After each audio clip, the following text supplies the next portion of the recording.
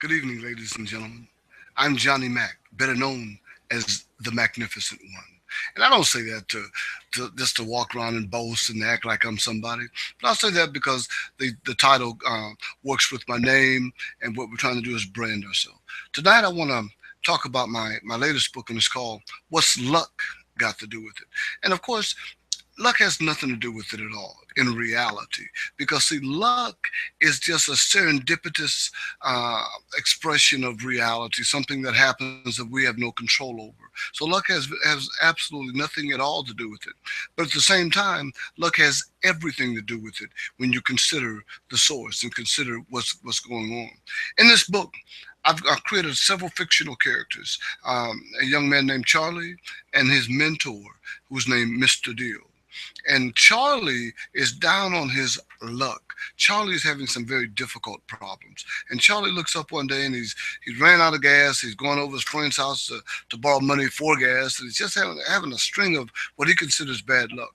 Well, when he meets Mr. Deal on the road, actually at the service station, Mr. Dill says, "Charlie, having a bad time?" He said, "Yeah, I guess I'm having bad luck." Well, that leads to an invitation to come to his office, and that invitation that he accepts the next day to go to his office leads to an all-day, full-out seminar where Mr. Dill teaches Charlie all the things necessary to be successful in life.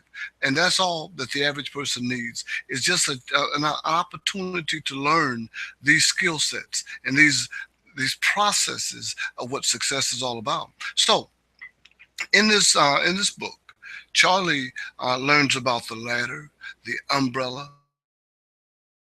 the candle. He learns that luck is an acronym that means letting understanding control knowledge. And he learns that each one of those four items that I just mentioned, the ladder, the umbrella, the candle, and the key, spell out a different scenario, spells out a different set of rules or set of circumstances that, if followed, creates the type of luck that the average person wants to achieve and receive in their life. So Charlie goes through this entire day long seminar, and he comes out of it stronger than he went in. He comes out of it determined to be successful, determined to win. And that's what you need to do as well. You need to determine to win. You need to have your mind made up that you're going to win no matter what. You see, winning is a choice. Winning is an exercise. Winning is a process that, if followed correctly, gives you the result that you're looking for. What are the results that you're looking for? What would you really like to have and receive in life? What would you like to achieve? What would you like to see manifested in your life?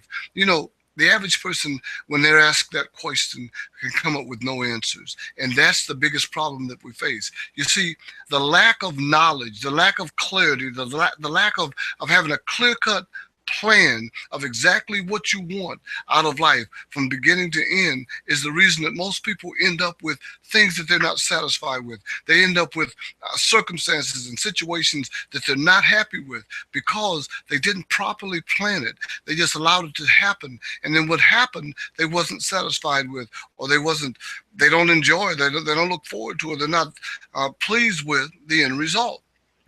You see, what you have thought is what ends up being the result. So if you don't like the results, look at what you're thinking and then start thinking better thoughts, and that allows you to be able to achieve better things. And that is the simplest process that you can engage in to be able to get what you want out of life. You see, manifestation is just a realization of what you have put on the inside and made as an innate reality that expresses itself on the outside. I'm sure that's a bunch of mumble gumble. It's not new age stuff. It's just reality.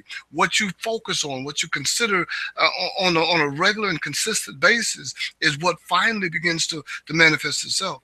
I know that in 2003, I took a course. It was called the Best Southwest Leadership Southwest, and I graduated from Leadership Southwest. And looking back on it, hundreds of people have graduated through this program. It's a 9 month program, and every month they focus on a different aspect of community, from business to education to law enforcement to all sorts of different things. Uh, Politics and legislature. So we went to the state house, met the governor. Just incredible program. But part of it of the process of going through this, that there was a day, every day we met, there was a class that was motivational, inspirational, and the young lady guided us toward what we wanted to do, because the purpose was to get you to be able to serve in some capacity along the way. Well, one of the questions that she asked, and this the lady Marty, she was awesome, just a fireball, spitball of fire and enthusiasm.